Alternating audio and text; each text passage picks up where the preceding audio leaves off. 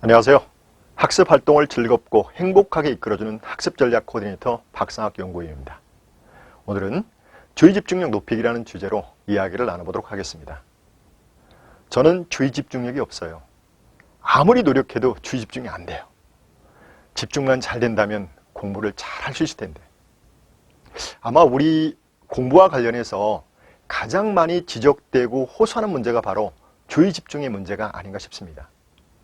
공부에 어려움을 느끼는 대부분의 우리 학생들이 공통으로 겪고 있는 문제이죠. 따라서 학습 과정에서 주의 집중력의 문제는 매우 중요한 학습 요소가 되기 때문에 주의 집중력의 본질이 무엇인지 먼저 살펴보고 집중력을 향상시킬 수 있는 방안에 대해서 알아보도록 하겠습니다. 자, 먼저 주의 집중이 무엇인가? 심리학적인 의미를 살펴보면 주의 집중력이란 정신적 에너지를 한 곳으로 모아서 특정한 대상에 초점을 맞추고 또 다른 대상으로 그 초점을 옮길 수 있는 능력이라고 정의하고 있습니다. 즉 일정한 시간 동안 지속적으로 한 곳에 모든 정신을 집중해서 몰입하는 능력으로서 우리 학생들의 경우라면 자신이 마쳐야 할 학습 과제에 대해서 사고하고 정보 처리를 하는 과정이라고 할 수 있죠.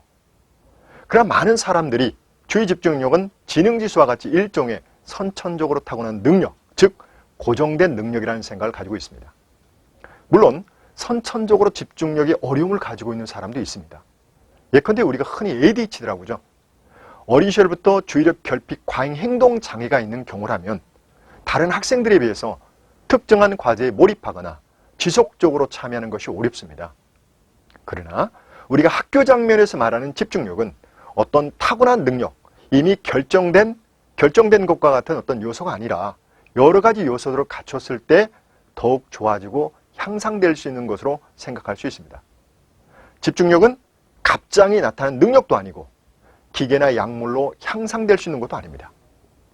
집중력은 여러 가지 요건들이 충족되었을 때 나오는 하나의 결과적인 현상으로 볼 수 있습니다.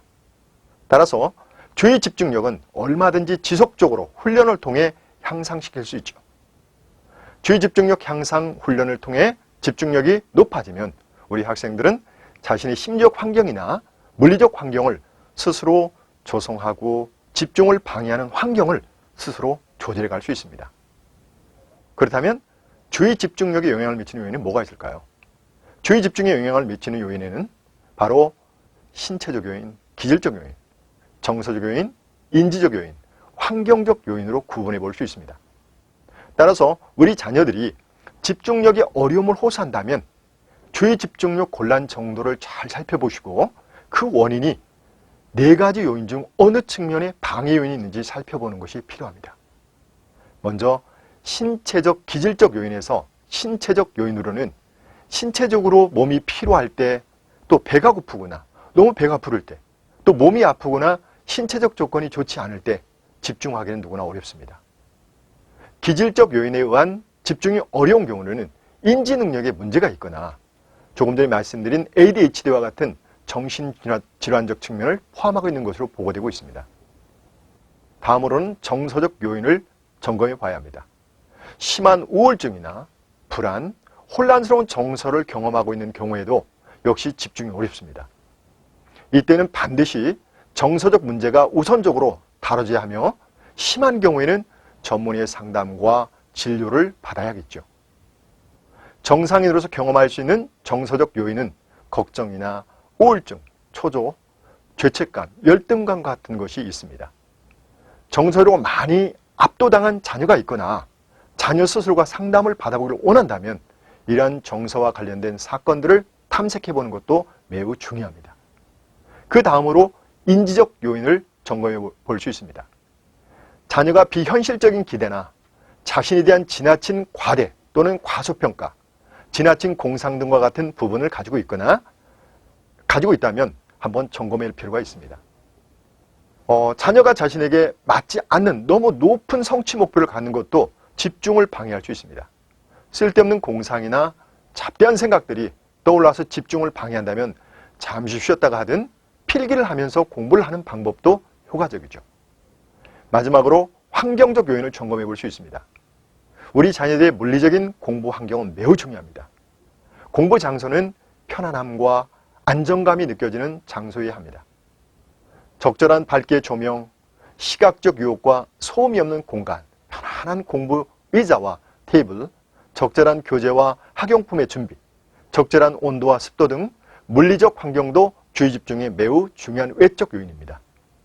우리 자녀들에게 있을 수 있는 물리적 방해 요인으로는 흔히 우리가 음악, TV나 MP3, 휴대폰, 인터넷, 교재, 또 학용품 미비 등을 들 수 있습니다. 여기서 또 쉽게 간과할 수 있는 또 다른 물리적 요인을 들 수 있습니다. 자, 흔히 우리 아이들이 쓰고 있는 학습 교재입니다. 너무 어렵거나 수준에 맞지 않는 교재는 학습에 집중할 수 없는 방해 요인이 될 수 있습니다. 교재를 선택할 때는 흔히 광고와 소문만 듣고 선택하지 마시고 직접 서점에 가서 우리 자녀의 수준과 기호에 적합한 교재를 선택하는 지혜가 필요합니다. 그리고 또 다른 환경적 요인으로는 사회적 환경 문제, 즉 대인적 요인을 들 수 있습니다. 가족이나 친구 또는 교사가 방해 요인이 될 수도 있습니다. 대인적 요인은 특히 사춘기에 접어든 우리 자녀의 특성과 부모와 자녀의 소통 관계가 원만하지 못한 경우에 심각한 문제로 발전할 수 있습니다. 때문에 자녀의 눈높이에서 항상 주의 깊게 관찰돼야 할 문제이죠. 자, 그렇다면 이제 주의 집중력을 향상시킬 수 있는 전략은 뭐가 있을까요? 자, 주의 집중력은 갑자기 형성될 수 있는 것도 약물이나 기계적 처치에 의해서 향상될 수 있는 것도 아닙니다. 앞서 말씀드린 것처럼 여러 가지 요소들이 갖춰졌을 때 향상될 가능성이 높다고 할 수 있습니다. 즉, 집중력을 높일 수 있는 요소들을 사용해 봤더니 집중하는 시간이나 집중력의 질이 더욱 좋아졌어 라고 말할 수 있는 하나의 결과적인 현상이라고 할 수 있죠. 그렇다면 집중력을 높일 수 있는 소위 여러 가지 요소, 즉 집중력 향상을 위한 요소에는 어떤 것들인지 한번 살펴보도록 하겠습니다. 첫째, 분명한 목표의식을 가져야 됩니다. 내가 어떤 것을 해내겠다고 하는 분명한 목표가 있을 때 사람들은 행동이 달라집니다. 예를 들어 나는 이번 기말시험에서 평균 90점 이상을 맞을 거야 라는 분명한 목표를 가지고 있는 학생은 그저 이번 시험을 열심히 해보겠어 라고 말하는 학생과 차이가 나게 됩니다. 즉 어떤 차이가 날까요? 그렇습니다. 바로 시험을 위한 행동에서 차이가 납니다. 뚜렷한 목표를 가지고 있다는 것은 목표 성취를 향한 마음가짐이 다르고 목표 성취를 위해서 어떤 행동을 해야 할지에 대해서 끊임없이 생각하는 태도를 갖게 됩니다. 구체적인 목표를 갖는 태도와 집중력과의 관계는 단지 1시간을 공부할 때에도 분명한 차이를 보입니다. 즉 1시간 동안 수학 문제 77쪽에서 80쪽까지 풀고 채점하고 오답을 확인할 거야 라는 목표와 그저 집에 가기 전 1시간 동안 공부하기 라는 막연한 목표는 집중력 발휘에도 많은 차이를 보입니다. 분명한 목표를 갖는 것은 집중력 향상을 위한 중요한 첫 번째 요건이라고 할 수 있습니다.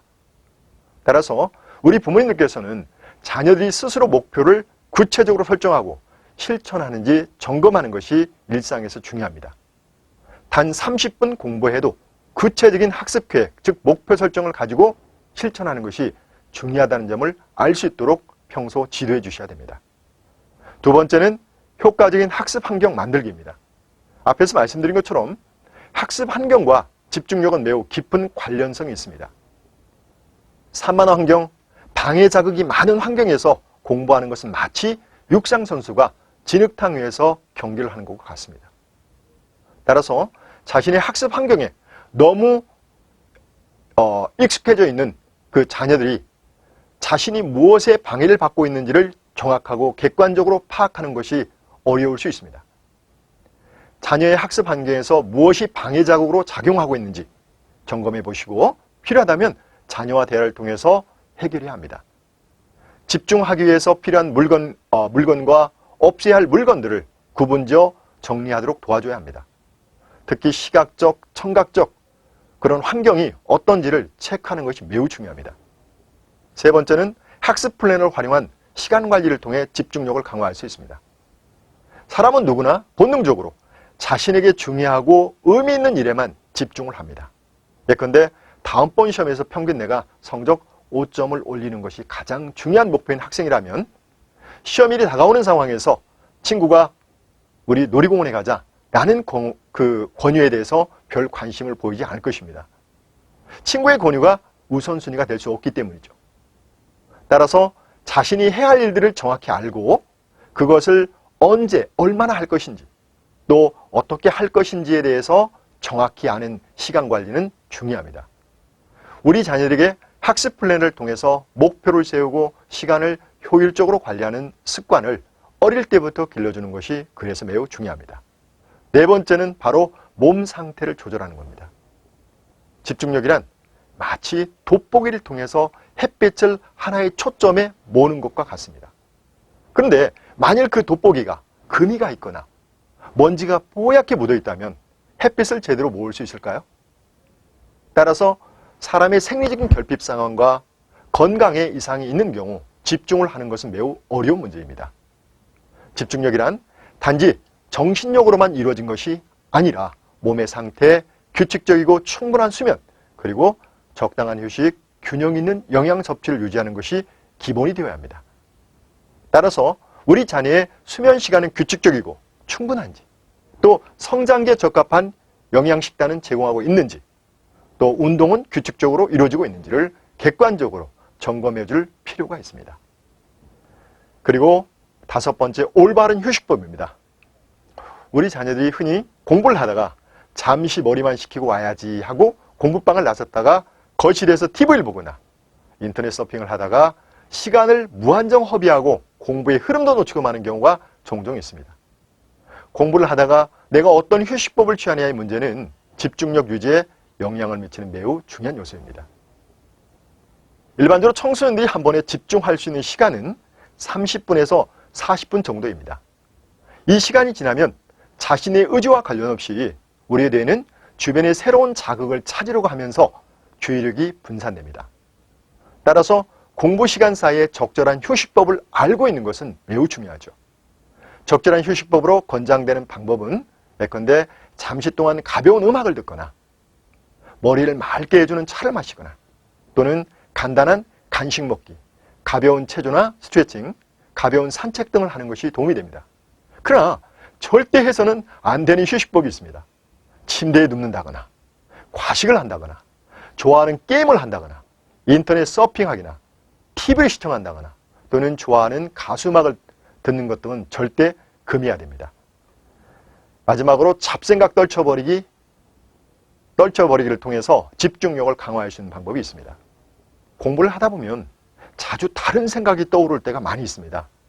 흔히 잡생각, 엉뚱한 공상 등을 하게 되는 경우죠. 이런 현상은 누구에게나 생기는 정상적인 것이지만 특별히 집중력 발휘에 있어서 이것을 경계하는 이유는 생각의 가지가 수없이 뻗어나간다는 사실입니다. 따라서 이런 잡념이 들 경우에는 공부를 할 때 백지 한 장을 준비해 놓고 다른 생각이 날 때마다 그 종이의 그 횟수를 발을정자를 사용해서 기록하는 방법입니다. 이것을 심리학에서는 자신에게 어떤 것이 떠오를 때마다 체크해 행동을 수정하는 기법을 자기 감찰이라고 부릅니다. 그렇게 하다 보면 집중력을 유지하게 한 자기 조절과 통제 능력이 향상되거든요. 자, 일곱 번째는 잡념 내용 기록하기입니다. 때론 자기 감찰을 통해서도 해결되지 않고 복잡한 생각이 자꾸 떠오르는 경우가 있습니다. 즉, 해결되지 않는 걱정거리가 있다면 집중이 흩어지는 횟수를 체크하는 정도로는 부족한 경우입니다. 이럴 경우에는 방해되는 생각들을 일단 종이에 적어보는 것이 좋습니다. 떠오르는 상황을 자세히 적다 보면 심리적으로 해소가 되고 또 막연하게 떠오르는 것이 보다 더 구체적으로 효과가 있어 집중력 향상에 도움이 됩니다. 자, 리처드 칼스는 사람이 어떤 경험을 즐겁게 느끼는 것은 그 경험 자체가 즐거워서가 아니라 우리가 그 경험을 즐겁다고 느끼기 때문이라고 말했습니다. 주의 집중력은 궁극적으로 내가 하고 있는 일을 재미있다고 느껴야 합니다. 우리는 주의 집중이 안 되는 것이 아니라 주의 집중할 필요성을 느끼지 못하는 것이고 대부분 스스로 주의 집중을 하지 않은 것일 뿐입니다. 오늘은 여기까지 하겠습니다. 감사합니다.